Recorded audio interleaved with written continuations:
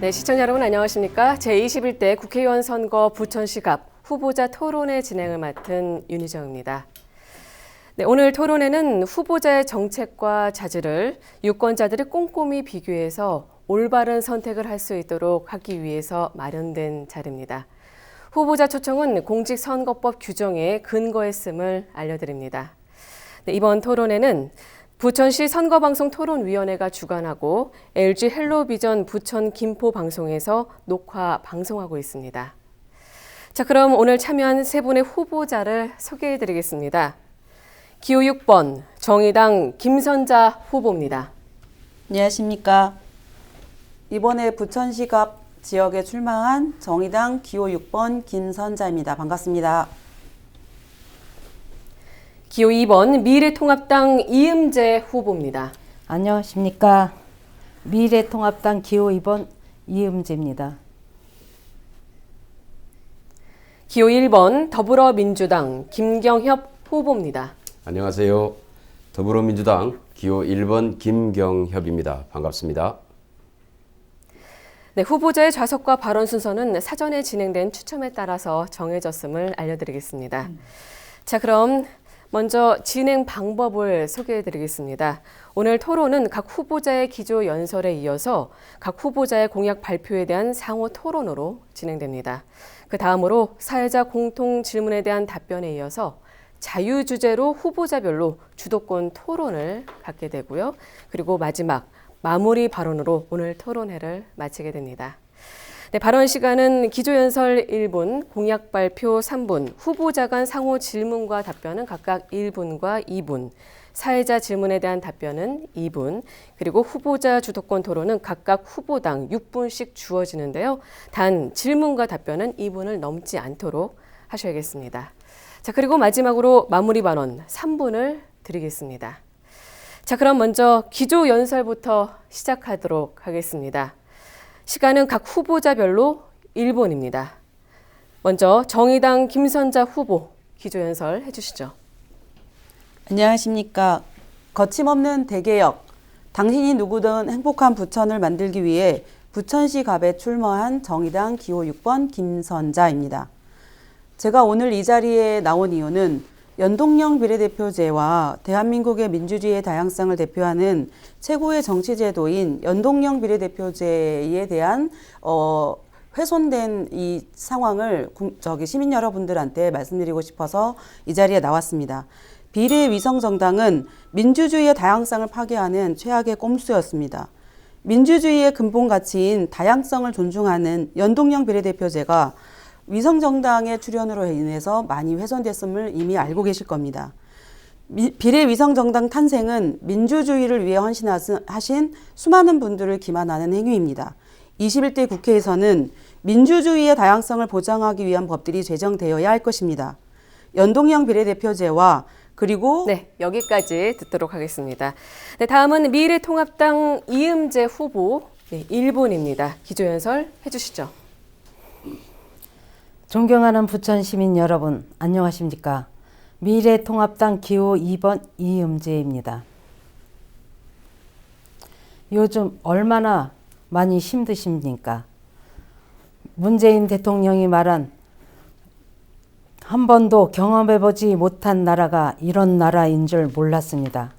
지금 정부는 정의와 공정의 가치가 무너졌습니다. 일자리 없는 청년과 집 없는 서민들이 네, 계속해 주시죠. 일자리 없는 청년과 집 없는 서민들의 꿈은 사라지고 내일이 불안한 나라가 되었습니다. 민심은 돌아섰고 바닥 경제는 붕괴되었습니다. 부천에서 태어나 부천을 지켜온 믿음직한 살림꾼 이음재만이 민주당의 독주를 막을 수 있습니다. 따뜻한 어머니의 마음으로 새로운 부천을 만듭니다. 여기까지 듣도록 하겠습니다. 네, 다음은 더불어민주당 김경협 후보입니다. 역시 1분 시간 드리겠습니다. 네, 검증된 일꾼 힘있는 변화 기호 1번 김경협입니다. 코로나 사태로 온 국민들이 어렵고 힘든 시기를 보내고 있습니다. 고난의 터널을 지나고 있습니다. 그러나 우리는 이겨낼 수 있습니다. 이겨낼 저력이 있습니다. 지난 어려운 시기 우리는 온 국민이 힘을 모아서 이겨냈습니다. 이번 선거는 국가재난 비상상황에서 맞이하는 선거입니다. 국가의 명운이 걸려 있습니다. 코로나 전쟁을 승리하고 민생 경제의 위기를 극복할 수 있도록 문재인 정부의 안정적인 국정 운영을 뒷받침해야 합니다. 지난 20대 국회 최악의 국회로 불리고 있습니다. 야당의 국회 보이콧, 장애투쟁 반대를 위한 반대, 발목 잡는 국회, 이제 이 일을 못하게 하는 국회가 아니라 이 일을 할 수 있도록 만드는 국회로 바꿔야 합니다. 또한 국정개혁에 힘을 모으는 선거입니다. 우리 부천에 새로운 도약도 준비하고 있습니다. 4대 신성장 동력을 반드시 실현시켜내서 부천에 네, 여기까지 듣도록 하겠습니다. 네, 이렇게 새 후보자의 기조연설 잘 들었습니다. 네, 시간을 잘 지키는 후보도 계시고 또 그렇지 못한 후보자도 있는데요. 네, 공정성과 형평성을 위해서 발언 시간이 엄격히 제한된다는 점 알려드리겠습니다. 더불어 이 시간은 제21대 국회의원 선거를 앞두고 후보자의 정책과 또 비전, 또 공약을 밝히기 위한 자리입니다. 따라서 상대에 대한 인신공격이나 비방은 삼가주시기 바라겠습니다. 자, 먼저 각 후보자가 내세우는 정책과 공약을 검증하는 시간 이제 갖도록 하겠습니다.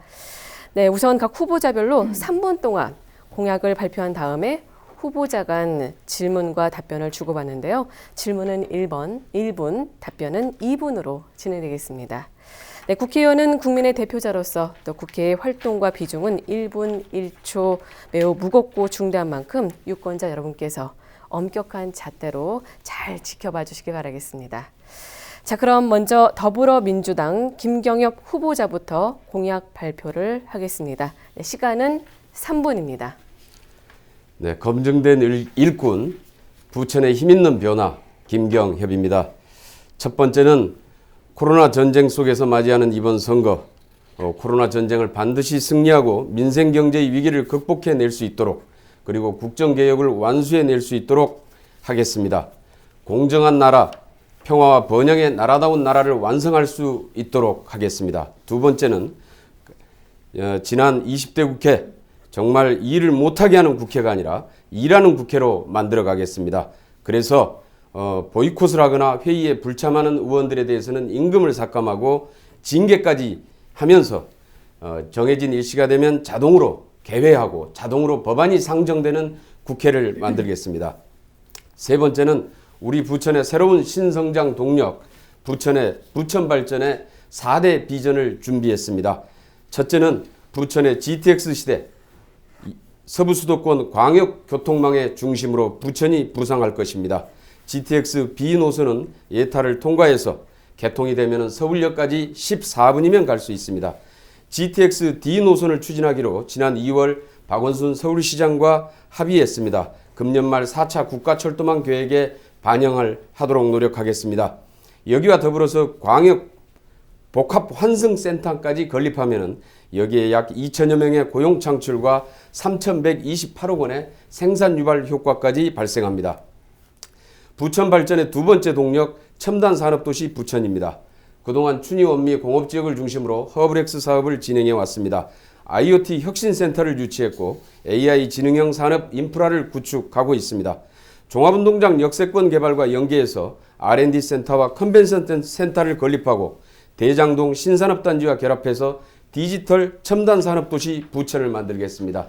허브렉스에만 해도 약 800개의 기업 6,000개의 일자리를 새로 만들 수 있을 것입니다. 세 번째는 국가지정 문화도시 부천입니다. 유네스코 선정 동아시아 최초의 문화창의 도시로 선정된 데 이어서 올해 국가지정 문화도시로 우리 부천이 선정되어서 5년간 100억 원의 국비 지원을 받게 되었습니다. 문화예술회관을 건립하고 웹툰 융합센터를 만들어서 문화공간과 전문 인력을 양성하고 문화 콘텐츠 산업을 집중해서 육성해내도록 하겠습니다. 네 번째는 도시재생 스마트시티 부천입니다. 국토부에서 시행하는 스마트시티 챌린저 사업에 전국의 기초지자체 중에서는 유일하게 선정되었습니다. 주차 공유 시스템, 교통안전 시스템, 여성안전기관 시스템 등을 통해서 우리 부천 원도심 지역의 주차 문제를 해결하고 약 3조 7천억 원의 예산 절감 효과를 내도록 하겠습니다. 다시 한번 검증된 일꾼, 힘있는 변화 김경일이 해내겠습니다. 네, 여기까지 듣겠습니다. 네, 잘 들었습니다. 이제부터는 나머지 두 후보가 더불어민주당 김경엽 후보에게 질문을 하는데요. 질문 시간은 각각 1분입니다. 자, 그럼 먼저 정의당 김선자 후보자부터 질문해 주시죠. 네, 공약 말씀 잘 들었고요. 저는 김경엽 후보한테 이런 질문을 좀 해드리고 싶습니다. 2019년에 부천시 의회에서 문화다양성 조례와 인권조례가 각각 부결되는 사건이 있었습니다. 더불어민주당에 상정하고 자진 처리를 하였던 사건이었는데요. 부천시 의회는 28명 중에 20명이 이제 시의원이 있음에도 불구하고 원안 통과가 가능했던 사안을 철회시켰는데요. 혹시 정의당의 21대 국회에서 이들 조례의 상위격인 차별금지법을 상정하고자 하는데 김경엽 후보님은 국회에서 차별금지법 부분이 의지를 가지고 함께 상정해줄 의지가 있는지 묻고 싶고요. 또 하나는 비정규직 문제에 대한 얘기입니다. 부천의 이제 공약은 굉장히 잘 요약되셨던 부분들은 이해를 하겠는데요. 비정규직 문제와 연동형 비례대표제에 관련된 확대를 어떻게 생각하시고 계시는지 묻지 않을 수 없습니다. 답변해 네. 주시기 바랍니다. 자, 김경엽 후보자 2분 이내로 답변해 주시기 바라겠습니다. 예, 먼저 차별금지법은 모든 국민은 어떤 국적이나 지역, 자기의 인종 등을 이유로 해서 차별받아서는 안 됩니다.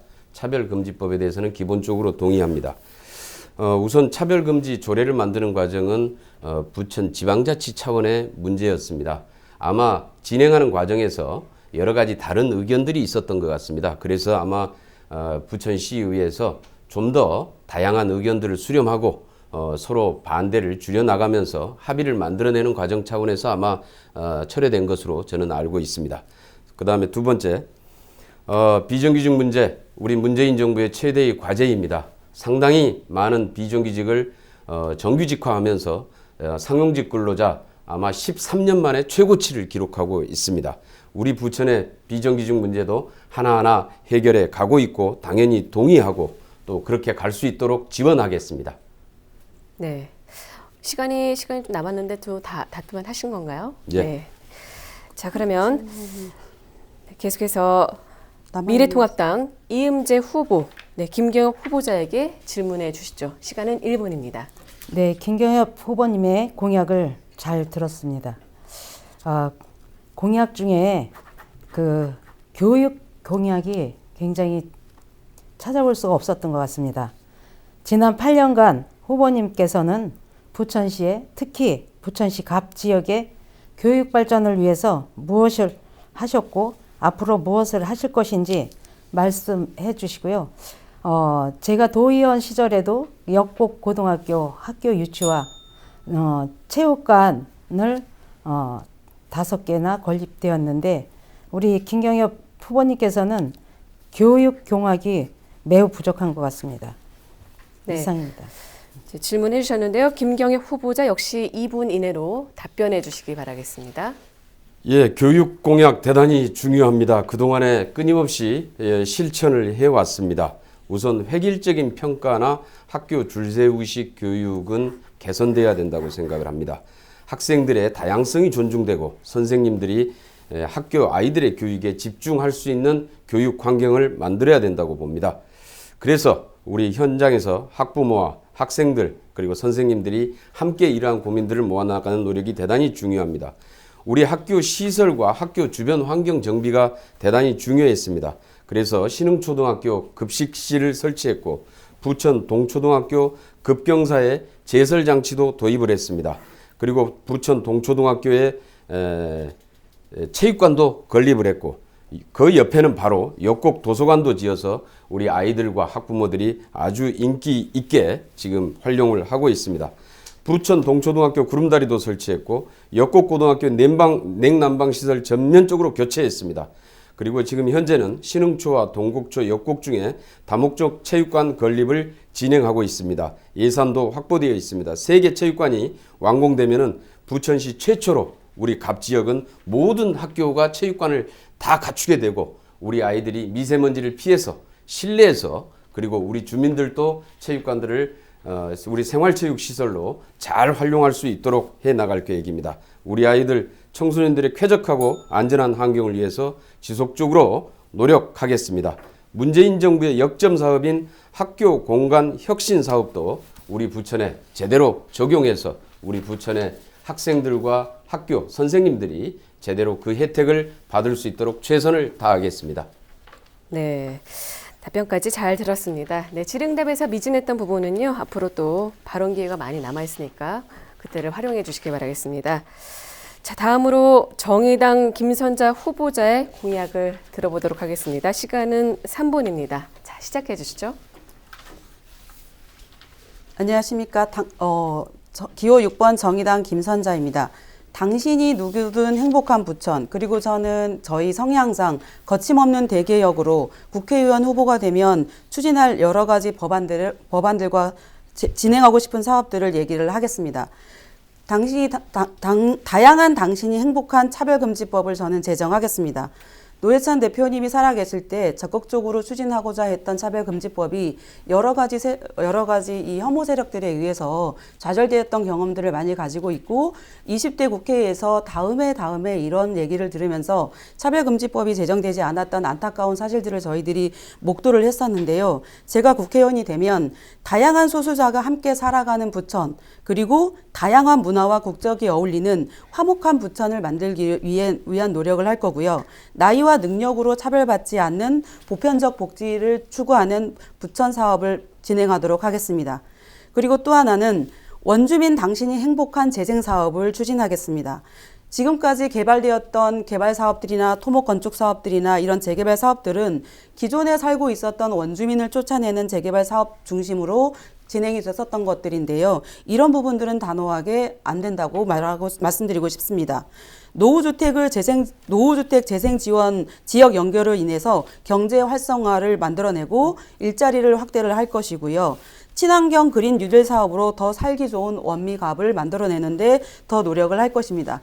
정의당의 성장 동력인 그린 뉴딜 정책을 부천 지역에 접목시켜서 재생 사업을 조금 더 원주민 중심으로 화목하게 살 수 있도록 만들어 나갈 거고요. 또 하나는 흑수저 당신도 행복한 대한민국입니다. 학력 차별이 철폐되지 않는 한 우리나라의 사교육과 공교육이 공존하는 부분들이 굉장히 차별을 양산하는 구조로 가고 있습니다. 이런 부분들을 혁신하기 위해서 혁신고등학교와 혁신학교들이 차례대로 설립되고 있는데요. 실은 저는 사교육 부분을 문제를 삼을 때 공교육이 강화되지 않으면 사교육이 사그라들지 않을 거라는 생각을 가지고 있습니다. 그리고 또 하나는 청년사회 상속제를 만들도록 하겠습니다. 만 20세가 되는 모든 청년들에게 국가가 부모 찬스 대신 국가 찬스 그리고 사회 찬스를 진행하도록 하겠습니다.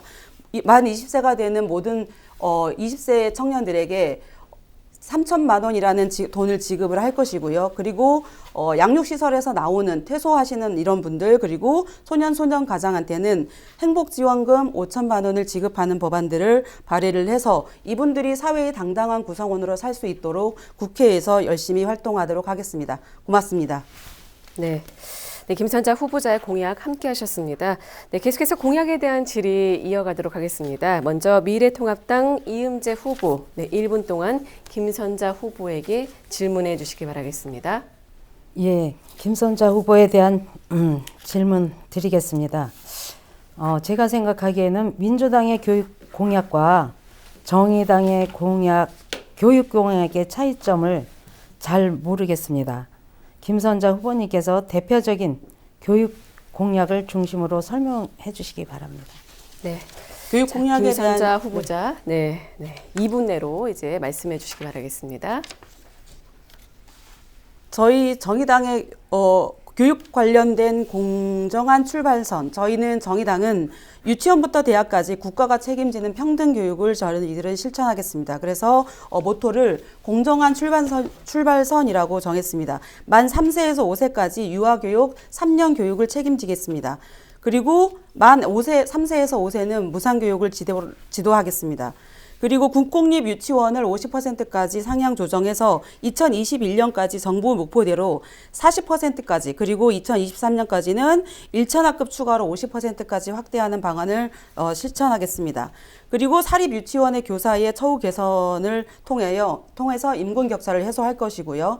그리고 동그라미 작연학교라는 미래형 교육을 이루도록 하겠습니다. 동그라미 작연학교 그리고 한 반에 20명의 책임 학년들을 통해서 고학년부터 한 반 20명 그리고 지금 현재의 빼곡한 30명 내외의 교실 학급수를 20명 내외로 만들고 학교 규모를 적정화시키도록 하겠습니다. 그리고 가까운 곳에 지역에 가까운 곳에 학습지원센터를 저희들이 두겠습니다. 집 가까운 곳에 그리고 1:1 멘토링 학습지원센터를 만들어서 교육의 질을 높이도록 하겠습니다. 그리고 사회적 합의를 거쳐서 과학고보다 좋은 일반고를 만들도록 하겠습니다. 그리고 직업계 고등학교의 첫 월급이 250만 원이 되도록 힘쓰겠습니다. 그리고 저희들은 무엇보다도 학력 차별 그리고 학력과 학벌이 차별금지법을 또 제정해서 취업, 승진, 처우 등에서 학력 차별이 있으면 안 되도록 블라인드 입시 및 채용 확대를 실시하겠습니다.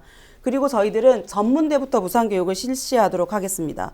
전문대부터 무상교육을 실시해서 1단계, 2단계, 3단계로 단계적으로 공영형 사립고등학교와 사립대학을 네, 여기까지 답변 듣도록 하겠습니다. 네.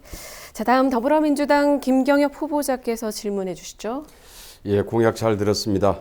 우리 원도심 지역은 지난 10여 년 동안 지금 미래통합당의 전신인 한나라당이 추진했던 뉴타운 정책으로 인해서 주민 갈등만 증폭되고 오도 가지도 못했던 상황에서 도시는 정체되었습니다. 책임져야 될 정치인들은 회피했고 주민들은 수백억 원의 비친 빚만 떠안았습니다. 이 문제를 모든 정치인들이 피했을 때 제가 나서서 이 문제를 해결했습니다. 법을 만들고 건설사들을 직접 설득해서 우리 지역의 10개 구역에 가압류 금액 283억 원을 상당을 해결했는데요. 그리고 지금 원도심의 도시재생 사업이 진행 중에 있습니다. 우리 지금 현재 진행 중인 도시재생 사업이 좀 더 힘있게 진행되기 위해서는 어떠한 제도가 보완되어져야 한다고 보십니까? 네, 역시 김선자 후보께서는 2분 내로 답변해 주시기 바라겠습니다. 그동안 말씀하신 것처럼 한나라당, 그러니까 지금 미래통합당의 전신인 새누리당이나 혹은 한나라당에서 진행됐던 이 도시재생 사업이 토목, 토건 건축 세력들이 를 위한 그런 정책이었다고 생각을 하고 원주민들이 쫓겨나는 이런 정책 사업들로 이루어져 있었는데요. 저는 이런 정의당이 추진하고 있는 그린 뉴딜 정책을 가지고 우리 부천시에 적용을 해보려고 생각을 하고 있습니다. 그래서 이 적용되는 이 재생 사업들은 걷기 좋은 마을 그리고 원주민이 쫓겨나지 않을 수 있는 이런 도시재생 사업으로 추진을 할 거고요. 그리고 현재 지금 진행되고 있는 부동산 투기 끝장법이라는 것들을 통해서 현행 대비 1주택이라 이런 세율들을 보유세를 가지고 있는 많은 사람들에서 이제 이 보유세를 걷어들여서 이 보유세를 가지고 이 기존에 있는 이제 주택을 소유하지 못하고 있는 사람들한테 다시 지원하는 이런 방법들을 고민을 하고 있습니다. 그리고 그린 뉴딜 경제 삼국사회로의 이 대전안을 저희들은 준비를 하고 있는데요. 건설 투자, 민자 사업 활성화, 그리고 대기업 투자, 세제 지원 등 전형적인 회색 경제 전략을 적극적으로 전환하는 획기적인 방향을 저희는 제안을 하고 있습니다. 10년 안에 현재의 절반 수준인 이 탄소 배출 사업을 각 지역에 있는 태양광 에너지 신재생 사업으로 저희들이 전환을 해서 각 지역에서 사용되어지는 에너지 정책을 지역에서 만들어내는 사업으로 저희들이 전환을 할 거고요. 이 사업을 통해서 일자리 정책을 저희들이 마련할 것입니다. 그리고 기존에 있는 도시재생을 촉진하는 네, 지금 답변하는 시간이기 때문에요. 네, 아직 시간이 좀 있습니다.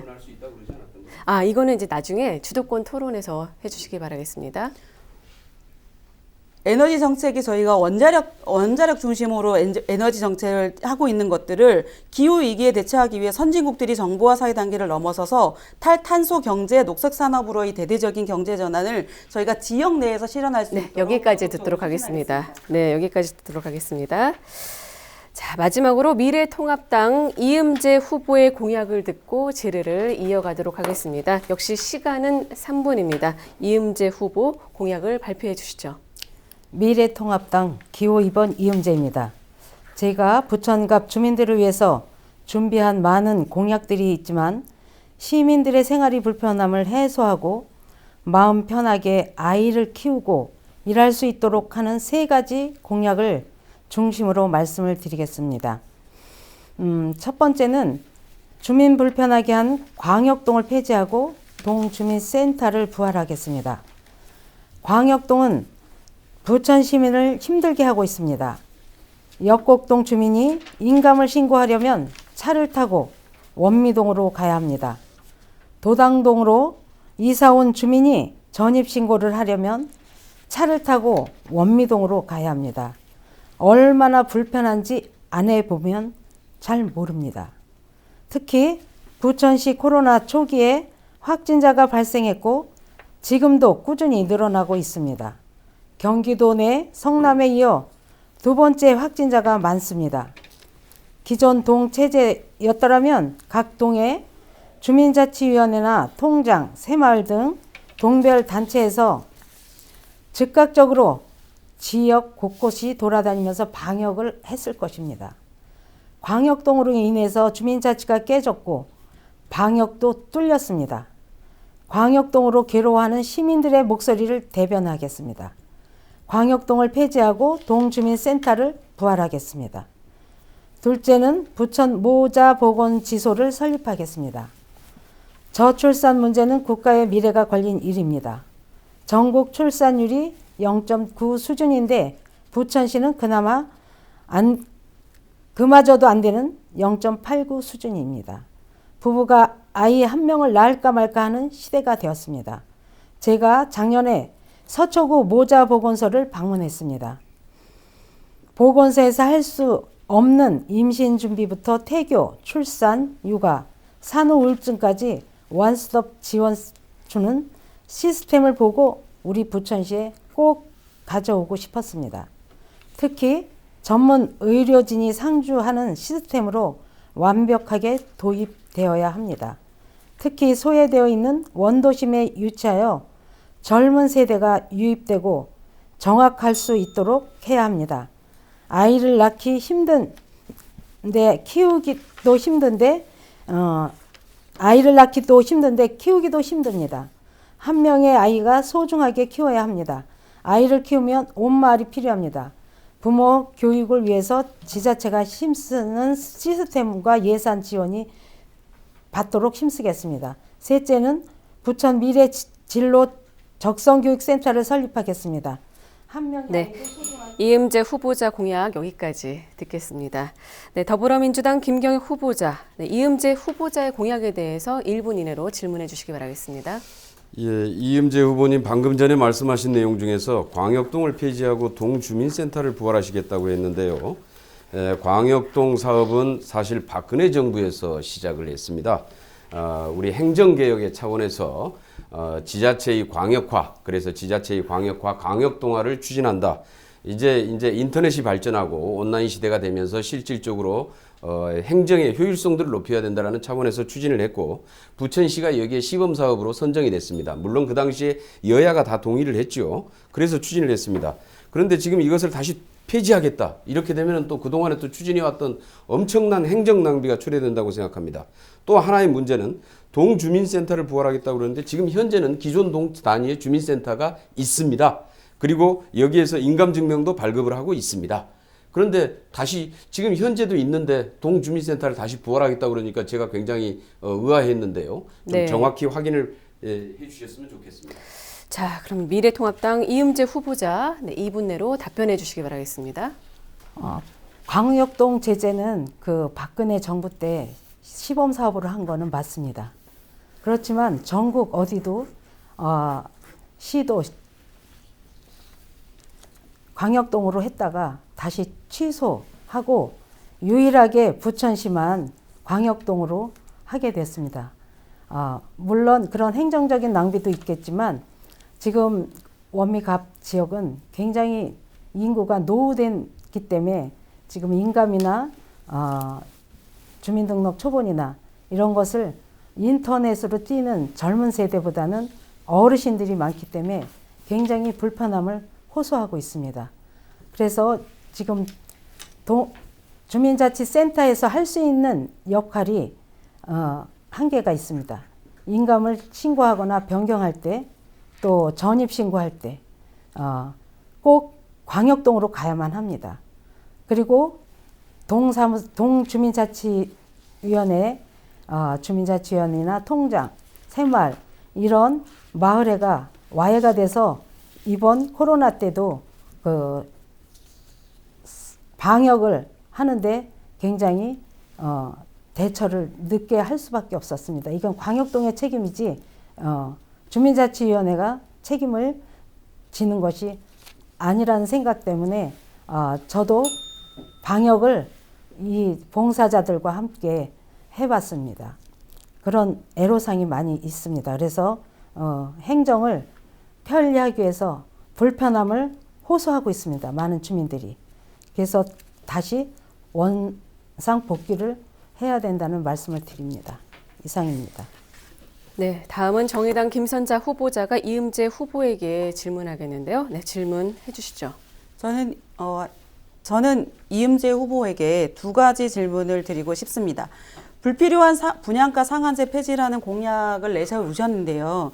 실은 그 분양가를 상한한 이유는 불필요해서가 아니라 필요해서 상한가를 제정을 했는데, 실은 집이 없는 사람들이 너무 비싼 집 가격 때문에 집을 소유할 수 없어서 편안한 나만의 집을 만들기 위해서 이런 분양가를 상한하는 이 제안들을 국회에서 제정한 걸로 알고 있는데, 이 부분에 대한 설명과요. 그리고 그 교육 공약에 보면은 코딩 교육 예산, 인력 지원, 다중지능 검사 지원, 미료 진로 직송 이런 부분들, 그리고 특히 공기 살균기 지원, 진학 지원센터 이런 부분들은 실은 이미 그 국가에서도 지금 진행하고 있는 것들이고, 다중지능 검사 지원도 실은 중학교 1학년 올라갔을 때 중3 고등학교 1학년 때도 국가에서 지원하고 있는 사업인데 다시 넣어놓았던 부분들은 좀 이해가 안 네, 돼요. 여기까지 듣겠습니다. 자, 이음재 후보, 네, 답변해 주시죠. 아파트 상한가는 사실 지금 그 뉴타운 해지 이후에 재건축이 지금 멈춰 있기 때문에 주거 환경이 굉장히 노후되고 낙후되어서 생활의 불편함이 이루 말할 수가 없습니다. 제가 그 지역구에 구석구석 다녀보면 주차장이라든지 편의시설이 매우 부족합니다. 그래서 이 재건축이 왜 이렇게 이루어지지 않나 생각을 해보니까 편의시설을 그 집 주인이 부담하는 금액이 너무 크고, 또 감정가가 이 현 시가에 맞춰주지 못하기 때문에 그거를 반대를 하고 있어서 지역에 재건축이 되지 않고 있다는 걸 볼 수 있습니다. 그래서 아파트를 재건축할 때 지하 주차장을 공용화를 하고 편의시설을 시에서 지원을 해서 입주자들한테 부담을 줄여주는 그런 제도를 하면 많은 지역 주민들이 재건축 아파트를 할 의향이 있다. 부담금이 너무 많기 때문에 내 집이 없어지는 것처럼 느껴지고 있기 때문에 그런 공약을 냈습니다. 네. 자, 답변 다 하셨나요? 교육은 그 코딩 교육과 그 적성 검사는 중학교 때부터가 아니라 유치원 때부터 지금 시행이 되지 않고 있습니다. 그래서 네, 여기까지 듣도록 하겠습니다. 네, 후보자 세 분의 공약 토론 잘 들었습니다. 이제 질의응답에서 좀 미진했던 부분들은요, 잠시 후 주도권 토론을 활용해 주시기 바라겠습니다. 자, 이번 순서는 사회자 공통 질문으로 후보자들의 입장을 들어보는 시간을 갖도록 하겠습니다. 후보자 모두 2분 동안 답변해 주시면 됩니다. 자, 그러면 공통 질문 드리겠습니다. 네, 첫 번째 주제는 감염병 예방 대응 시스템 평가 및 중장기적인 정책 방향에 대한 겁니다. 자, 질문 드리겠습니다. 네, 코로나19 사태가 대유행으로 번지면서 우리나라를 비롯한 전 세계가 지금 아주 커다란 위기를 맞고 있습니다. 네, 문제는 이번 위기가 한 번으로 끝나지 않을 것이라는 건데요. 네, 전문가들은 이 수많은 변종 바이러스의 출현을 대비한 특단의 대책이 필요하다라고 얘기를 하고 있습니다. 이번 코로나19 사태와 관련한 우리 정부의 대응 시스템에 대해서 어떻게 생각하는지 평가를 먼저 해주시고요. 더불어 사스, 메르스, 코로나19에 이은 제2, 또 제3의 감염병 예방을 위한 중장기적인 대책에 대한 의견을 말씀해 주시기 바라겠습니다. 자, 답변 시간은 2분입니다. 먼저 미래통합당 이음재 후보자부터 답변해 주시죠. 시민 여러분, 코로나 때문에 많이 힘드셨죠? 그래도 함께 이겨내야 합니다. 문재인 정부는 대한의사협회와 방역 전문가들의 의견을 무시하고 중국으로부터 전면 입국 금지를 조치도 안 했습니다. 마스크 수억 장이 중국으로 빠져나가는 동안 가만히 있었다는 것입니다. 수억 장이 중국으로 빠져나가는 동안 더 황당한 마스크 충분하다고 발표를 정부에서 했는데 그 결과는 무엇입니까? 온 국민이 마스크 배급을 받는 마스크 난민이 되었습니다. 마스크 난민, 한 번도 경험해보지 못한 마스크 배급제를 실시하는 나라가 되었습니다. 그럼에도 불구하고 문재인 정부는 코로나 대응에 잘 된 것처럼 자랑만 늘어놓고 있습니다. 하지만 대만과 비교해보면 그 결과는 참담합니다. 코로나 감염 확진자, 코로나로 인해서 사망자 모두 대만에 비해서 너무 많습니다. 이러한 문재인 정부의 코로나 대응은 실패, 대한민국의 보건의료인의 국민 희생과 막아내고 있는 상황입니다. 보건의료인과 국민을 모두에게 감사드립니다. 감염병 중장기 대책에 대해서 말씀드리겠습니다. 중장기 대책은 3가지 기준이어야 합니다. 감염병에 대한 전문가에게 맡겨야 되고, 두 번째로는 투명하고 정확한 정보를 전달해서 세 번째로는 어린 시절부터 교육을 받고 실제 훈련을 실시하는 과정을 의무화해서 그런 기준을 가져야 된다고 봅니다.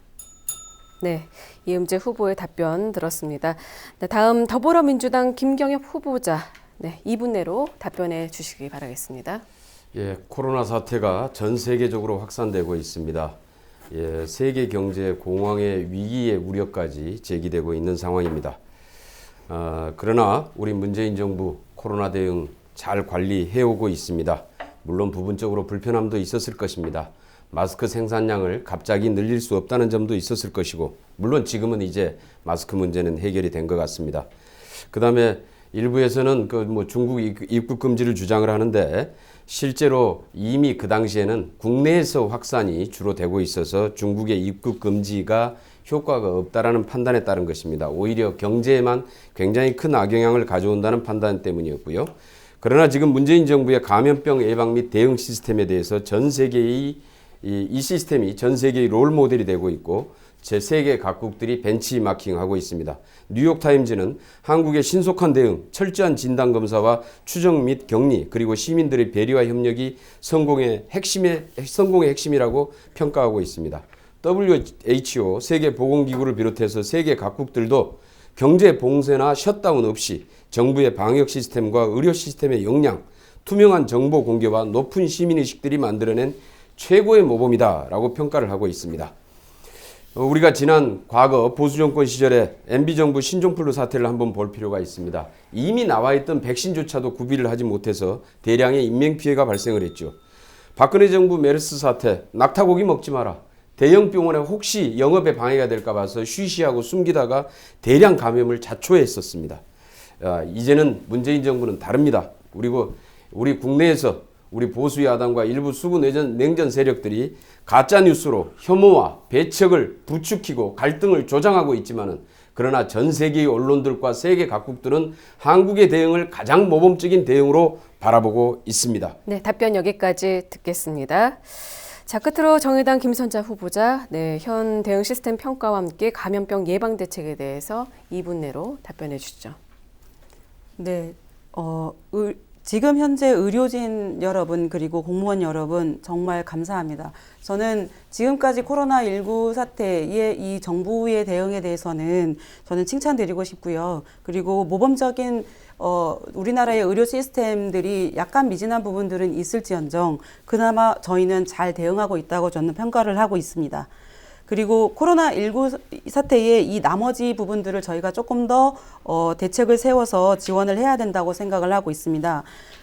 지금 재난기본소득이 지금 즉각적 시행을 지금 준비를 하고 있는데요. 조금 더 발빠르게 시행이 되어야 될 거라고 생각을 하고, 재난기본소득을 제도화시키는 부분들에 대해서도 전 정치권이나 그리고 시민사회단체들이 한마음 한뜻으로 의지를 모아서 이 부분들을 제도화시키는 데 좀 주력을 하면 좋겠습니다. 그리고 또 하나는 의료 시스템의 공공성을 강화시키는 부분에 대해서 조금 더 고민을 해야 된다고 생각을 합니다. 부천 지역에는 시립병원이 노인 전문 병원밖에는 없는데요.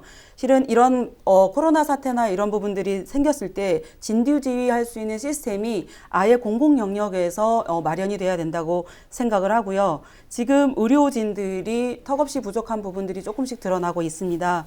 그분들이 지치지 않고 꾸준히 그 부분을 전담할 수 있도록 의료진들의 확대 공급이 좀 필요하다고 생각을 합니다.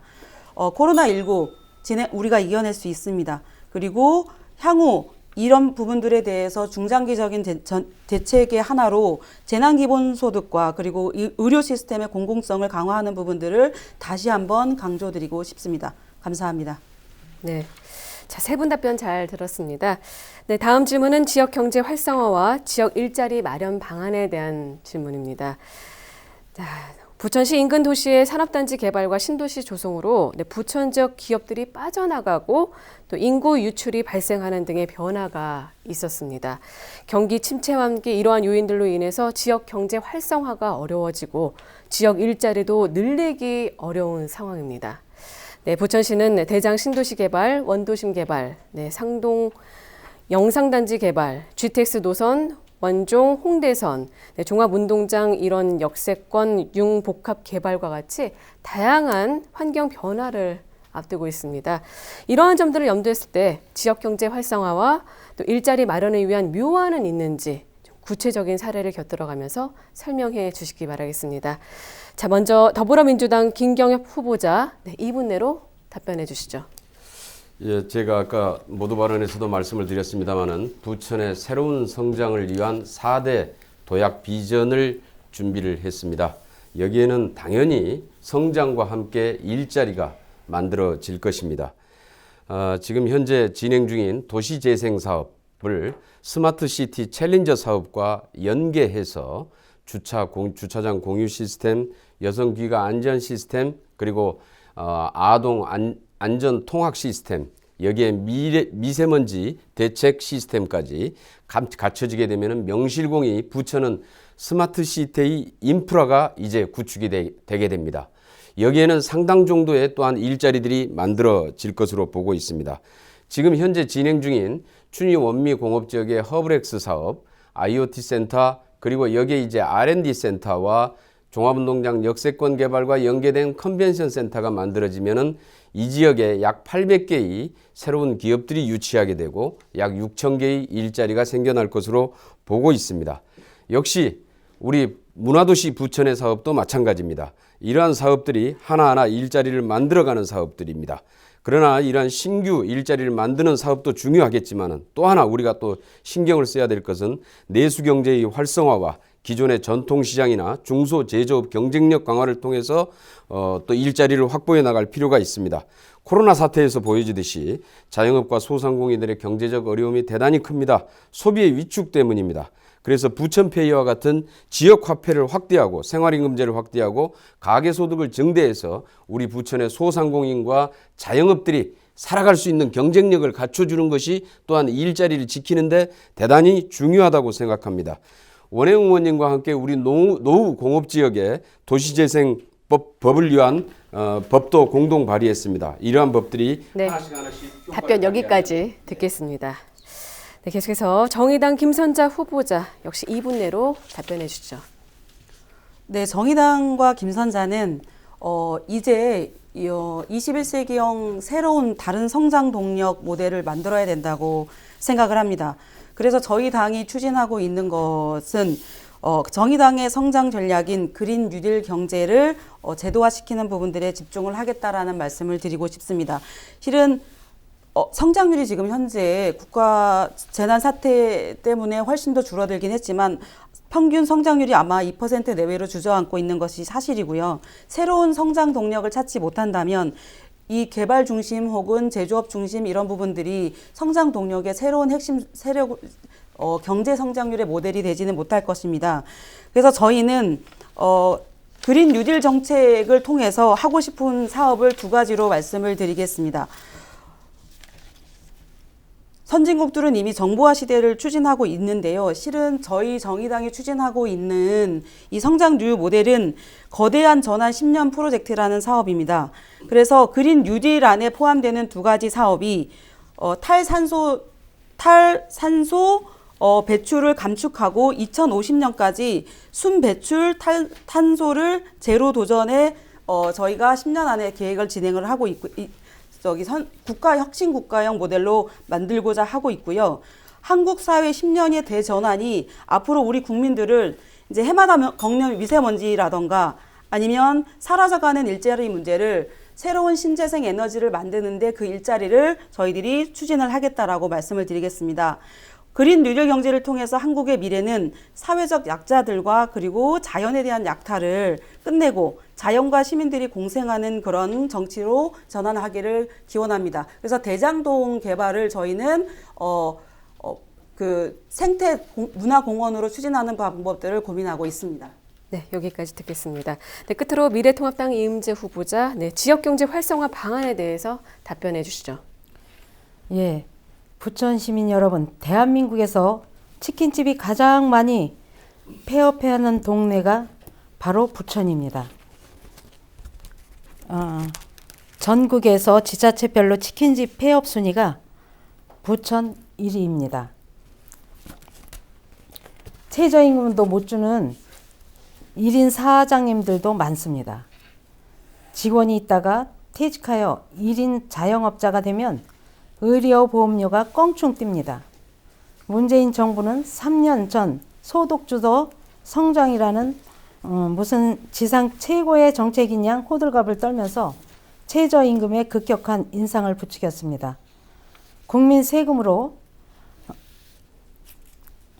공무원들과 공공부문의 숫자를 늘리고 단기 노인, 알바 고용을 일자리 창출했다고 자랑하는 문재인 정부와 더불어민주당은 국민 앞에 경제정책 실패에 책임을 지고 통렬한 반성과 사죄부터 해야 된다고 생각을 합니다. 지역경제를 살리는 시작은 어떻게 하느냐가 중요합니다. 첫 번째로 먼저 자영업자들과 소상공인, 일용직, 노동자들의 생활비용을 부담을 줄여주는 것부터 시작해야 합니다. 생존과 연결되는 4대 보험, 특히 건강보험 부담을 낮춰주는 것부터 시작해야 합니다. 두 번째는 급격한 최저임금 인상을 전면 재검토해서 현재 최저임금을 문재인 정부와 끝날 때까지 단계별로 검토해야 합니다. 세 번째는 52시간 노동자 사용을 상호 협의하에 자율적으로 조정할 수 있어야 합니다. 생계 때문에 더 많은 네, 여기까지 듣겠습니다.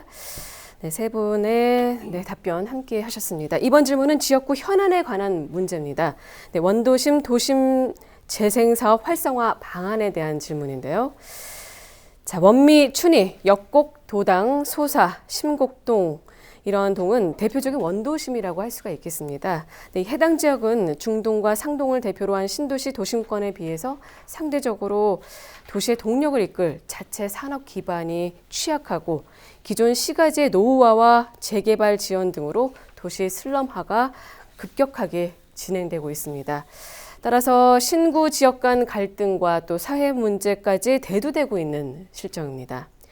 원 도심권에 대한 주거 환경 개선, 또 주차난을 해소할 수 있는 교통 대책 등과 함께 원심권 주민들의 삶의 질을 개선할 수 있는 도시재생사업 활성화 방안에 대해서 말씀해 주시기 바라겠습니다. 자, 먼저 정의당 김선자 후보자 2분 내로 답변해 주시죠. 제가 국회의원이 되면 꼭 해보고 싶은 조감도를 제가 마을 만들기 사업을 이렇게 그려왔습니다. 실은 저는 아이를 키우면서 가장 힘들었던 부분들이 매연과 그리고 유모차를 끌고 다니기 편한 도시, 그리고 이제 제가 사는 지역에서 이제 초등학생 아이가 교통사고로 일반 통행로에서 이제 사망하는 사건들을 목도를 하면서 내가 살아가야 되는 마을이 어떤 마을이어야 되는 거에 대한 고민들을 좀 집중을 하게 됐는데요. 실은 저는 원도심 지역에 살고 있는 주민들이 이런 마을 걷기 좋은 마을을 만드는데 좀 협력을 해야 된다라고 생각을 하고요. 실은 제가 만들고 싶은 곳은 외곽에다가 공영 주차장들을 정치권에서 그리고 이제 시가 적극적으로 혹은 국가가 적극적으로 주차장 건물들을 만들어내고 그 안으로 들어오는 이 원도심 안으로 들어올 때는 주차장에다 차를 대고 걸어서 올 수 있는 도시를 만들고 싶습니다.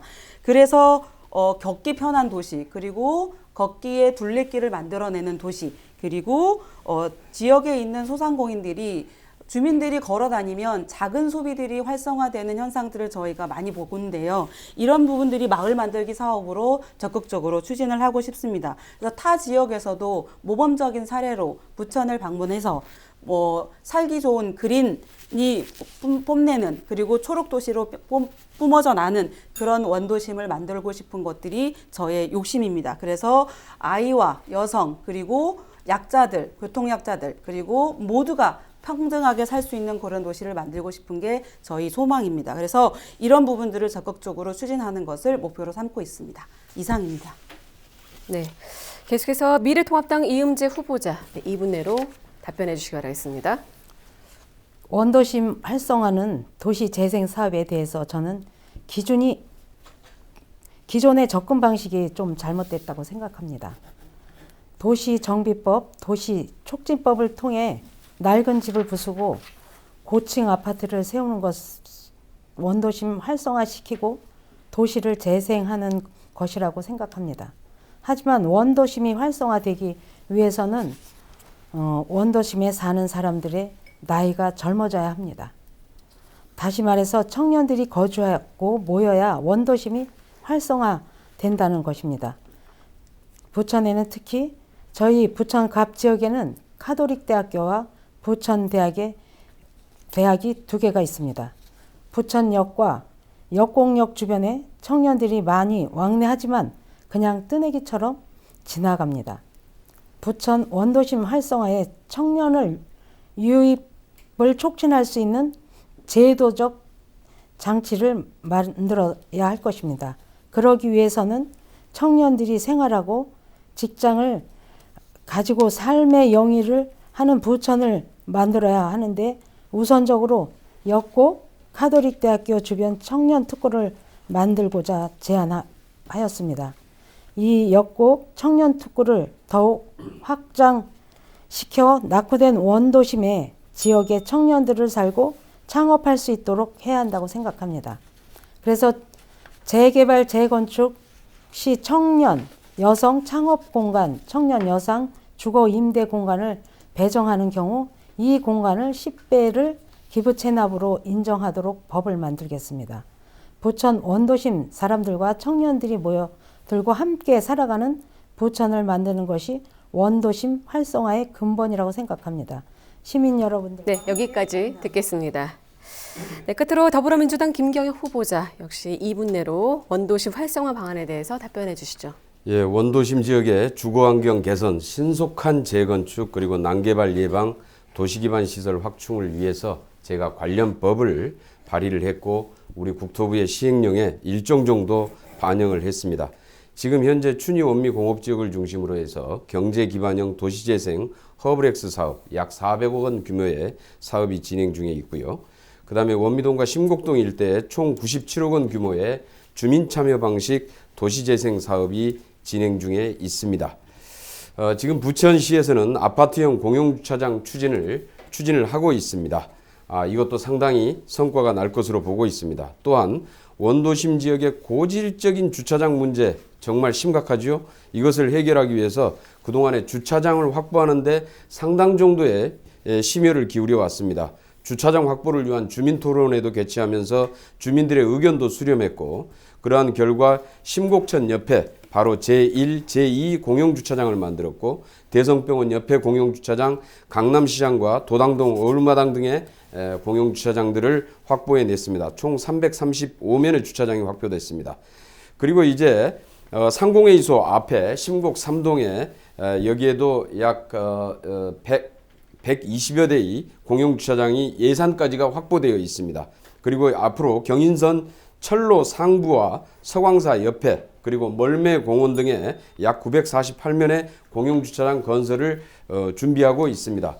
역곡 미니신도시와 도시재생 사업을 연계해서 부천 대공원과 생활체육시설들을 확정해가면서 통합발전 프로젝트를 추진하겠습니다. 소규모 정비사업 도시재생의 활성화로 청년 신혼부부 주택들을 적극적으로 마련하고 역곡 북부역 일원과 원미구청 부지 40년 된 심곡동 새마을주택을 재개발해서 공용주차장으로 대폭 확충해 나갈 계획입니다. 네, 답변 여기까지 듣겠습니다. 네, 공통질문에 대한 답변 함께 하셨습니다. 네, 각 후보자가 발언의 주도권을 갖고 토론을 이끌어가는 주도권 토론 시간입니다. 네, 주제는 따로 지정하지 않았고요. 네, 후보자별로 각 6분의 시간이 주어집니다. 네, 주도권을 갖고 있는 후보자는 횟수와 상관없이 답변을 자유롭게 지정할 수가 있고요. 1회 발언이 2분을 초과할 수는 없습니다. 답변자에게는 2분의 답변 시간이 보장됩니다. 네, 질문과 상대방의 답변까지 포함해서 총 6분이니까요. 네, 시간을 잘 활용해 주시기 바라겠습니다. 자, 그럼 먼저 더불어민주당 김경엽 후보자에게 주도권을 드리겠습니다. 6분 동안 토론을 이끌어 가시죠. 네, 아까 제 질문 중에 하나 답변하시다가 지금 광역동 사업을 시행했다가 취소한 시군이 있다고 그랬는데 실제로 그런 시군이 있는지 아니면 네, 누구한테 질문하실 건가요? 네네네, 이음재 후보자에게요. 네. 질문을 하겠습니다. 그런 시군이 있는지, 그 다음에 코로나 대응을 동사무소에서 담당을 하고 있는지 이것도 좀 확인을 해주시고요. 아까 아파트 상한가라고 말씀을 하셨는데 사실은 분양가 상한제입니다. 그런데 부천에 재건축이 안 되는 게 이런 분양가 상한제 때문인지 한번 답변을 해주셨으면 좋겠습니다. 사실은 부천에 분양가 상한제가 적용되는 아파트가 있는지 이거부터가 먼저 확인해 주시죠. 예, 그 광역동을 당시에 신청한 시군이 제 개인적인 기억이었습니다. 이거는 그래서 시흥시가 이 인근에 있는 시흥시가 했다가 취소된 걸로 제 기억으로는 남고 있고요. 시행은 안 됐고요. 예. 시행을 안 한 거죠. 신청만 그러니까 이제 했다. 계획 단계에서 취소했거나. 그리고 이제 이 코로나는 부천시에서는 센터나 이런 확진자의 주변만 방역을 하고 있고, 이런 소외되고 사각지대는 방역이 안 되고 있습니다. 저도 선거운동을 처음 시작할 때 방역부터 해 나갔습니다. 상가나 시장 이런 곳에는 어느 누구도 와서 방역을 하고 있지 않습니다. 그래서 그 전에는 새마을이나 주민자치가 모여서 자기 동네를 했는데 이게 광역동으로 되면서 소독차도 한 대밖에 없고, 그래서 다 이것은 내일이 아닌 것 같다는 생각으로 바로 코로나 방역을 하지 않았습니다. 그래서 얼마 전부터 이 방역단이 만들어져서 동네별로 부천시가 미처 하지 못하는 그런 곳을 계속 저도 함께 방역을 하고 다녔기 때문에 말씀드린 거고요. 그리고 이제 상한가 분양제는 그 입주자가 너무 많은 돈을 부담을 하기 때문에 그 부담을 덜어줘야 된다고 생각을 합니다. 그래서 그 감정가가 너무 얕고 이 집주인이 부담이 넘치기 때문에, 그래서 그 지역 주변의 주차장을 그 아파트 지하에 네, 답변은 여기서 마무리 짓겠습니다. 계속해서 제가 해주시죠. 추가로 질문을 할 수 있는 건가요? 네, 그렇습니다. 예.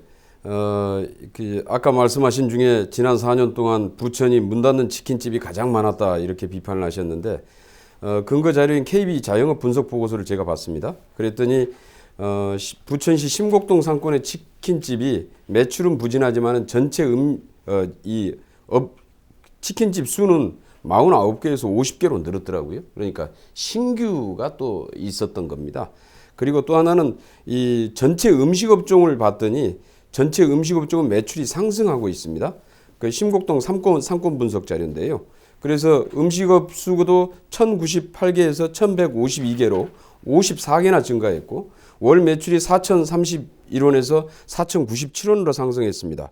그러니까 이게 이 전체를 보고 판단을 하셔야 되는데 특정 업종의 아주 극히 일부만을 보고 가지고 이걸 전체적으로 비약시킨 것은 너무 무리한 비판이라고 생각하는데 혹시 이런 게 이제 아주 대표적인 경제 정책을 폄훼하기 위한 이 가짜 뉴스로 돌변을 한다 이런 생각이 드는데 어떻게 생각하십니까? 저도 이 신곡동에 치킨집이 이렇게 많이 폐업을 한다는 정보를 듣고 좀 가슴이 아팠습니다. 치킨집은 우리가 늘 이웃처럼 자주 가고 애용을 하는 그런 치킨집인데 이분들이 자영업자들이 개업을 했다가 폐업을 하게 되면 경제적으로 굉장히 어려운 상황에 놓여지는 그런 가슴 아픈 마음을 갖고 그 치킨집에 부천 갑이 그 지역 경제가 활성화될 수 있도록 이런 자영업자들에게 지원이 필요하지 않나 생각이 됩니다.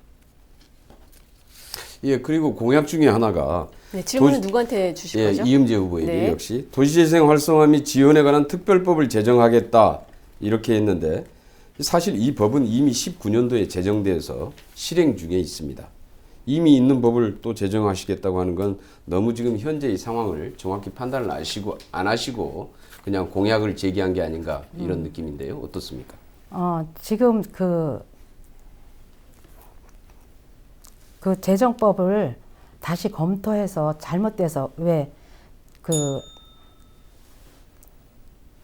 주택이 지금 재건축이 현실적으로 실행이 안 되기 때문에 그런 불합리한 법을 제정해서 빨리 원도심이 젊은 사람도 유입을 많이 할 수 있도록 할 수 있는 그런 그 실행을 하기 위해서 법을 다시 개정하겠다는 말씀입니다. 네, 시간 다 됐습니다. 네, 김경학 후보자의 주도권 토론이 끝났습니다. 네, 1회 발언이 2분을 넘지 않도록 다시 한번 말씀드리고요. 네, 주도권을 가진 후보자가 발언을 제지하셔도 되니까요. 네, 이 점 참고하시기 바라겠습니다. 더불어 질문 시에는 먼저 후보자를 지정해 주신 다음에 질문해 주시길 바라겠습니다. 자, 이제 다음은 정의당 김선자 후보에게 주도권을 드리겠습니다. 역시 6분입니다. 토론을 이끌어 주시죠. 먼저 이음재 후보님한테 말씀드리고 싶은 것은요. 이제 그 유아교육 전문가시더라고요. 보니까 이력을 보니까 박용진 의원이 이제 발의한 유치원 3법에 대한 이음재 후보의 의견은 어떤 것인지 일단 묻고 싶고요. 그리고 안전한 학교 만들기 공약에 보면 교실마다 공기살균기 지원 내용이 나와 있던데 이게 공기청정기랑 뭐가 다른지 혹시 그 살균기라고 하면 조금 아이들한테도 위해한 이런 부분들이 살포되는 거는 아닌지 이런 부분들을 또 하나 묻고 싶습니다. 그래서 일단 답변 부탁드리겠습니다. 예, 그 사립유치원 3법에 대해서 물론 큰 틀에서는 공감을 합니다. 다만 그 문제를 풀어내는 방식이 좀 잘못됐습니다. 그동안 국가가 하지 못했던 것을 개인이 유아교육을 지금까지 100여 년을 하고 왔었는데 그 사립유치원의 그 원장들이 사명을 가지고 지금까지 해왔습니다.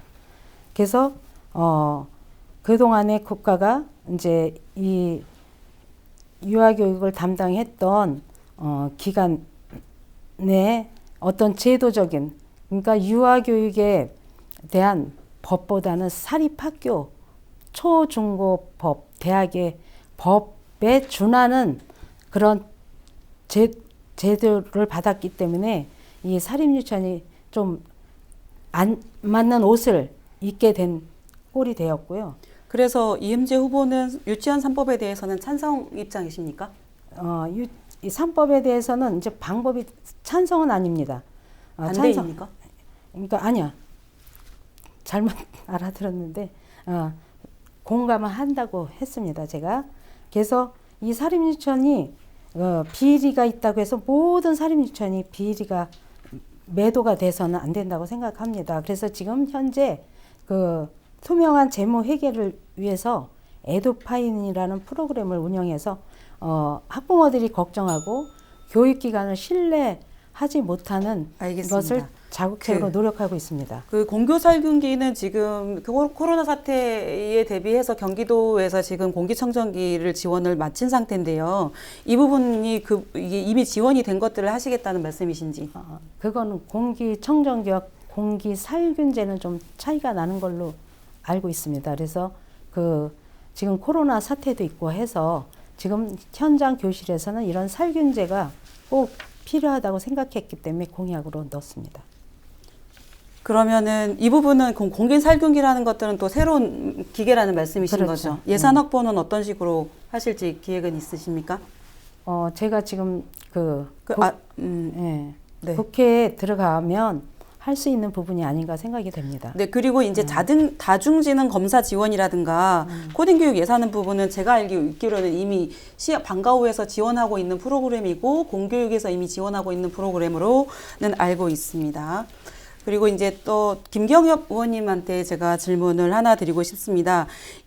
그 청년 사업 중에서 공약 중에서 청년의 정치 혹은 사회제도의 역할을 강화하는 이 지원을 말씀하셨는데요. 그 청년 후보의 선거비용 보전 확대 이 부분은 더불어민주당에서 적극적으로 밀고 있는 그 청년 후보들에 대한 지원책인지 이 부분에 대한 자세한 설명이 좀 필요하다고 좀 생각이 들고요. 장관을 신설한다는 부분들은 현재 있는 장관제도 이외에 새로운 청년 장관을 말씀하시는 건지 궁금합니다. 지금 제가 잠깐 질문을 잘못 들었는데요. 청년 후보를 지원하는 선거비용 보전 확대라고 말씀하셨습니다. 선거비용 보전 확대. 네. 예, 이건 저희 당 차원에서 마련된 청년 후보 지원 방식입니다. 그러니까 청년들이 보다 수월하게 제도 정치권에 진입을 할 수 있도록 어렵잖아요. 청년들이 사실 돈이 없어서 정치하기도 굉장히 힘든데 이런 부분들에 대해서 좀 적극적으로 지원해서 그리고 이번에 저희 당은 또 청년 후보에 대해서 아주 전폭적으로 또 지원을 해드리고 있습니다. 저희 당은 시행을 하고 있고 이런 걸 제도적으로 좀 보장을 할 필요가 있다라는 생각이고요. 그다음에 두 번째 질문이 뭐였죠? 청년 특임 장관이라는 부분들은 장관을 청년 특임 신설한다는 장관. 말씀이신지. 우리가 지금 현재 청년 담당 아마 청와대 비서관도 있고 있을 겁니다. 그런데 이제 사실 청년 정책이 여러 가지 다양한 정책과 이제 부딪히다 보면은 대체로 이제 항상 좀 밀리는 편입니다. 그래서 우리 좀 청년 정책을 좀 더 힘있게 추진할 수 있는 특임 장관이 있었으면 좋겠다. 그러니까 이것은 사실 부처를 하나 더 만드는 게 아니라 실질적으로 특임 장관이라고 하는 정책은 이 정책에 집중해서 이 정책을 집중적으로 시행해 가고 각 부처의 청년 관련된 사업들을 힘있게 추동해내는 그런 장관들입니다. 그래서 상당히 필요하다고 생각하고 있고 이것도 역시 저희 당의 당론입니다. 그리고 또 하나 제가 질문드리고 싶은 것은 이제 문재인 정부가 들어오면서 국립대 반값 등록금 실현을 말씀을 했었는데요. 여기서 나오는 국가장학금 지원 확대라든가 학자금 대출 금리 인하로 부담을 완화하겠다는 거는 굉장히 미세한 지원 정책이라고 저는 생각을 하고 정의당에서 추진하고 있는 그 국립제도, 그러니까 국가가 운영하고 있는 대학제도에 대한 전면적인 보완 정책을 혹시 생각하고 있는 건 있으신지 여쭤보고 싶습니다. 예. 정말 힘든 우리 청년들 반값 등록금 굉장히 절실한 과제라고. 네, 시간 다 됐습니다. 네, 김선자 후보자 이렇게 6분 다 쓰셨고요. 마지막으로 미래통합당 이흠재 후보자에게 6분간 주도권을 드리겠습니다. 시작하시죠. 우리 김경엽 후보께 좀 묻겠습니다. 문재인 정부가 코로나 대응을 잘하셨다고 했는데 중국과 가까운 대만과 대한민국을 비교해 보아야 한다고 생각합니다. 중국과 왕래가 많은 대만은 코로나 발생 초기에 중국 사람을 입국을 금지시켜서 자국민 보호에 나섰습니다. 또한 대만에 중국으로부터 마스크 유출되는 것을 엄격하게 방지했습니다. 그런데 우리나라는 어떻게 했습니까? 어린 아이들의 콧물 막아줄 마스크까지 수거하여서 배급했습니다. 그런 무능한 정권이 자화자찬하고 있습니다. 어떻게 생각하시는지? 우선 대만이 초기에 중국인 입국을 금지한 것은 맞습니까? 확인해 보셨습니까?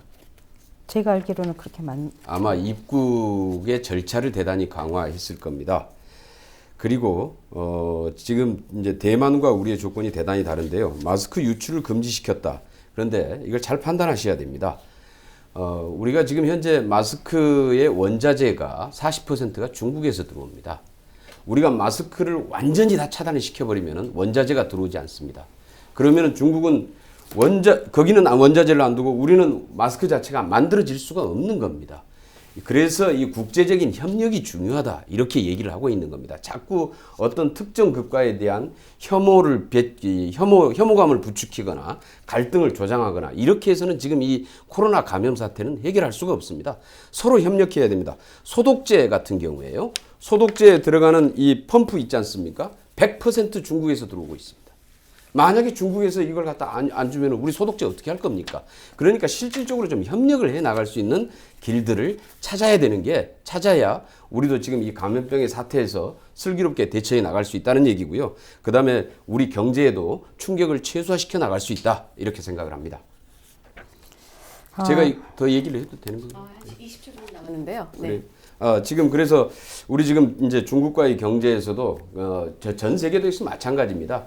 경제 봉쇄나 셧다운 방식은 정말 가능하면 선택해서는 안 되는 방식이죠.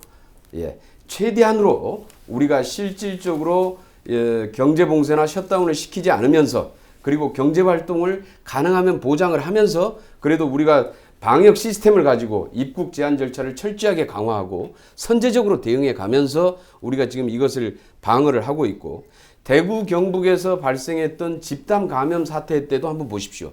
그래도 전국에 있는 119 소방대가 대구로 달려가고 네, 여기까지 듣겠습니다. 우리 계속해서 질문해 주시죠. 네. 정의당 김선자 후보님께 질문 드리겠습니다. 후보님께서는 최저임금 상승을 잠시 유보하자는 제 의견에 대해서는 어떻게 생각하십니까? 최저임금 상승을 왜 유보를 해야 됩니까? 저는 최저임금이라는 부분들은 작년에 내년에도 이제 올해도 최저임금위원회가 설립될 거고요. 매해마다 최저임금 관련해가지고 이슈가 되고 있는데 최저임금을 저희는 10,000원까지는 그래도 빠른 시일 안에 올려야 된다라는 정의당의 입장이 있고 저도 그 부분에 대해서 동의를 합니다.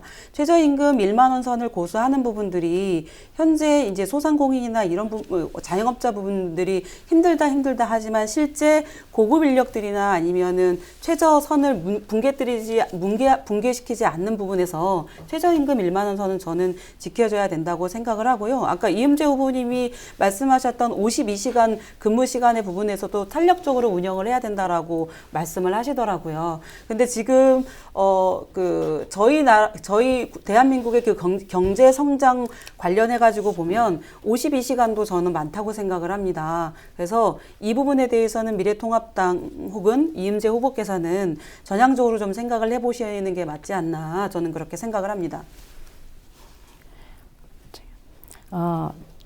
최저임금은 이제 물론 단계별로 올려줘야 된다고 생각을 합니다. 갑자기 많은 금액을 올리다 보니까 자영업자들이나 이런 수입은 적은데 지출이 커지기 때문에 결국은 그 근로자들의 그 자리를 빼앗길 수밖에 없는 그런 점이 있고 또 그 52시간도 마찬가지입니다. 더 일을 하고 싶어서 더 많은 급여를 받고 싶어도 시간에 제한을 받기 때문에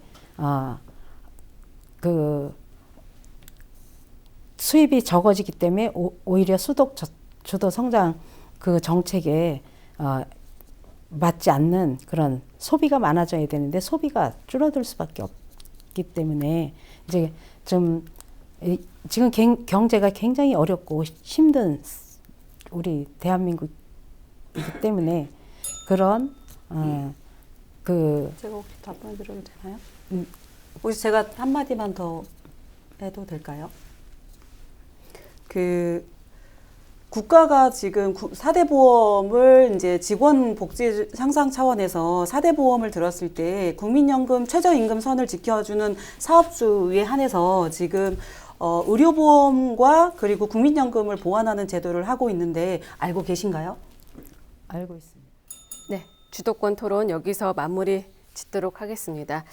자, 이제 마지막으로요. 각각 3분씩 마무리 발언은 기회를 드리고요. 제21대 국회의원 선거 부천갑 후보자 토론회를 마무리 짓도록 하겠습니다. 먼저 미래통합당 이음재 후보부터 말씀해 주시기 바라겠습니다. 존경하는 부천 시민 여러분, 코로나로 많이 힘드셨죠? 저 역시 마스크 구매를 위해 여러분과 함께 줄을 서며 보내는 시간 속에 이게 나라인가 라는 생각을 했던 적이 한두 번이 아니었습니다. 방역을 위해서 애써주신 의료진 여러분, 그리고 성숙한 국민 여러분, 여러분이 바로 주인공이십니다. 진심으로 감사드립니다. 존경하는 부천 시민 여러분, 민주당이 주도했던 지난 10년 여러분들의 삶은 나아지셨습니까? 우리가 사랑하는 부천시가 인구는 줄고 재정은 어려워졌습니다.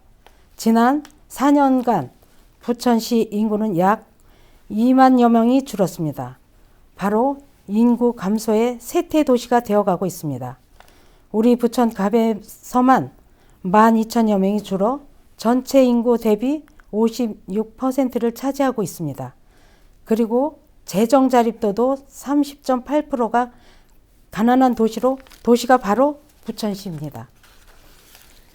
지난 10년 민주당 시장, 8년 민주당 국회의원의 그 시간들이 지역개발에서 소외되어 주거 환경이 낙후되고 서민들은 점점 더 살기 어려워져 부천을 외면하고 떠나는 시간이 되었습니다. 지역에서 만나는 주민들은 지난 민주당 시장 시절 시행했던 광역동이 불편하다고 민원을 호소하고 있습니다. 주민 여러분, 그대로 놓아두시겠습니까? 정권은 어땠습니까? 문재인 정부가 3년간 소득주도 성장이라는 정책하에 이루어진 급격한 최저임금 인상으로 서민 경제와 자영업 생태계가 붕괴되고 있습니다. 이번 선거는 오만한 여당, 잘못을 인정하지 않는 정권을 심판하는 선거가 되어야 합니다. 정의와 공정이라는 이름으로 정권을 쟁취해놓고 내 식구는 괜찮다라는 내로남불식 조국 사건을 보시지 않으셨습니까? 대한민국 정치 발전에 역행하는 이 정권을 이번 기회에 꼭 심판해 주셔야 합니다. 뒤로 퇴보하는 부천이 아닌 앞으로 전진하고 새로운 희망을 갖게 하는 부천갑을 위한 선택이어야 합니다. 저 이음재를 믿고 한번 맡겨주십시오. 진정으로 주민과 함께 새로운 희망의 빛을 쏘아 올리는 이음재가 되겠습니다. 저 이음재를 꼭 선택해 주시기 바랍니다.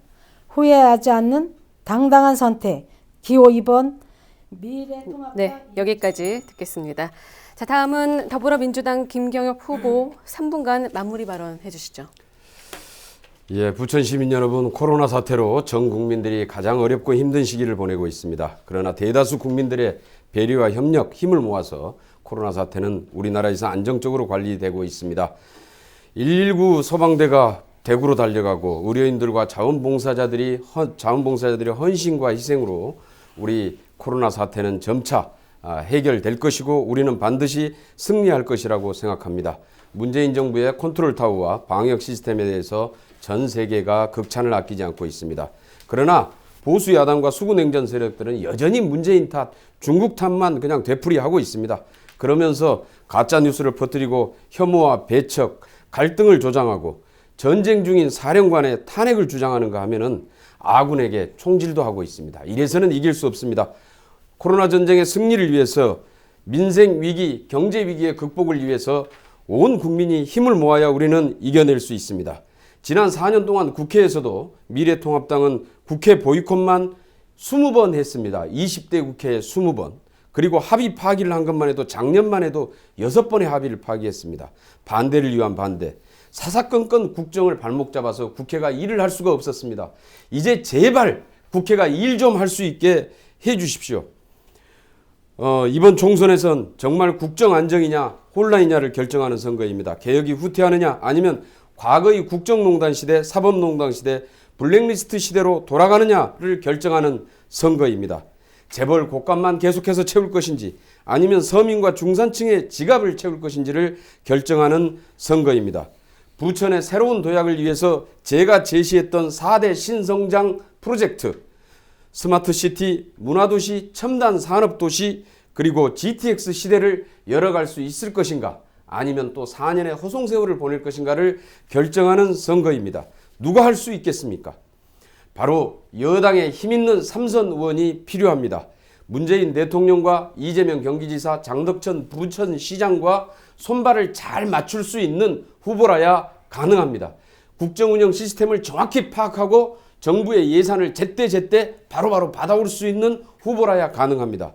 더불어민주당 집권 여당의 경기도당 위원장으로서 수석사무부총장을 역임하면서 만들어낸 우리 정당 내 위치와 국정에서의 실질적인 힘들을 바탕으로 해서 우리 문재인 대통령의 안정적인 국정운영과 국정개혁을 지원하고 뒷받침하고 코로나 전쟁에서 승리할 수 있도록 민생경제 위기를 극복해낼 수 있도록 국정개혁이 반드시 성공할 수 있도록 기호 1번 저희 더불어민주당에게 힘을 모아주십시오.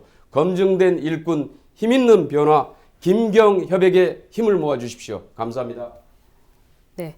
자, 끝으로 정의당 김선자 후보로부터 마무리 발언 듣겠습니다. 자, 시작해 주시죠. 원칙을 지키는 정당, 정의당, 당신을 지키겠습니다. 원칙을 지켜야 일자리를 지킵니다. 원칙을 지켜야 생명 안전을 지킵니다. 원칙을 지켜야 녹색이 자라납니다. 원칙을 지켜야 우리의 삶을 지킵니다. 자, 정의당은 수구 보수 정치 세력을 제대로 대출시킬 수 있는 세력으로 성장해 나가겠습니다. 수구 보수 정치의 본질은 친재벌, 반노동, 반평화 노선으로 불평등과 양극화를 더욱 깊게 하고 있습니다. 거대 양당만의 경쟁은 오히려 이러한 수구 보수 정치의 흐름을 공고히 하고 있고 대한민국이 우경화하는 데 일조를 하고 있습니다. 정의당이 힘을 갖고 거대 양당 정치에 개입해야 수구 보수 정치 세력을 효과적으로 견제할 수 있다고 생각합니다.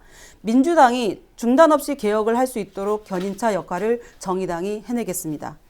교섭단체 정의당, 개혁의 속도가 달라질 것입니다. 20대 국회에서 정의당이 공동교섭단체를 할 때 정개특위와 사개특위가 가동되었었던 적을 기억하실 겁니다. 정의당은 정치개혁특별위원장을 맡아서 정치개혁 논의를 주도했고 불가능해 보였던 선거제 개혁을 달성했습니다. 정의당이 공동교섭단체를 꾸려서 불과 3개월 만에 국회 특수활동비 폐지라는 성과를 이루어냈습니다. 정의당이 교섭단체를 겨우 3개월 했을 뿐입니다. 이제 정의당이 국회에서 수십 년 관행을 깨고 개혁할 것입니다. 정의당이 4년 48개월 교섭단체를 한다면 우리나라의 대한민국의 미래는 굉장히 큰 성과를 가져오리라고 믿습니다. 정의당은 당장이라도 국회를 개혁할 수 있습니다. 정의당이 국회 특수활동비 폐지에 이어서 국회의원 셀프 금지 3법을 발의했습니다. 국회의원 세비 셀프 인상 방지, 국회의원 셀프 징계 방지, 국회의원 외유성 출장 금지가 그 내용입니다. 안타깝게도 지금은 교섭단체 간 협상에서 논의조차 되지 못하고 있는 상황이어서 안타까움이 더 커지고 있습니다. 정의당이 교섭단체가 되어서 국회를 개혁하고 정치와 국회에 대한 국민의 신뢰를 이뤄가는데 적극 역할을 가담할 것입니다. 자, 텔레그램 N번방 정의당이었으면 막을 수 있었습니다.